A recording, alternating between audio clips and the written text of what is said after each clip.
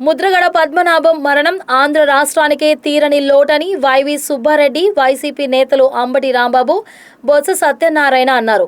కాకినాడ జిల్లా కిర్లంపూడిలో ముద్రగడ అభిమానుల సభను నిర్వహించారు. ఈ సభలో వైసీపీ నేతలు మాట్లాడుతూ రాష్ట్ర చరిత్రలో అనేక ఉద్యమాలు చేసిన వ్యక్తి ముద్రగడ పద్మనాభం అన్నారు.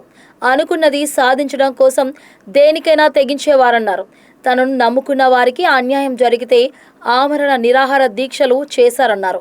పదవులను సైతం వదులుకున్న మహానేత పద్మనాభం అని కొనియాడారు.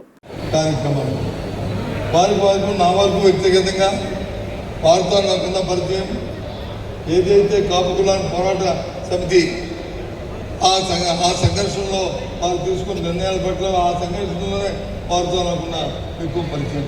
రాజకీయాల కంటే ఆయన పార్లమెంట్ సభ్య ఆయన ఒక మంత్రిగా ఎమ్మెల్యేగా చేశారు, మంత్రిగా చేశారు, పార్లమెంట్ సభ్యుడిగా చేశారు.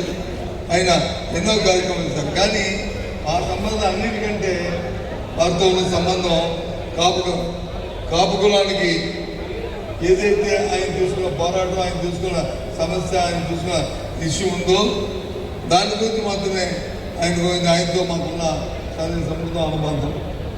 ఇవాళ అవన్నీ తలుచుకుంటే ఒకసారి ఒళ్ళు తెలుస్తుంది. నిజంగా ఈ కార్యక్రమాన్ని జరిగినా ఆయన మాట మీద 1,000 మంది 1,00,000 మంది ఈ కార్యక్రమంలో మనం పాల్గొన్నామా, ఆ రోజు ఆలోచన చేశామా అని అనిపిస్తుంది.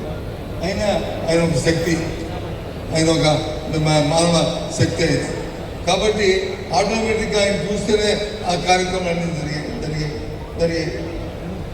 ఆఖరిగా ఒకసారి రాజకీయ సంబంధం లేకపోయి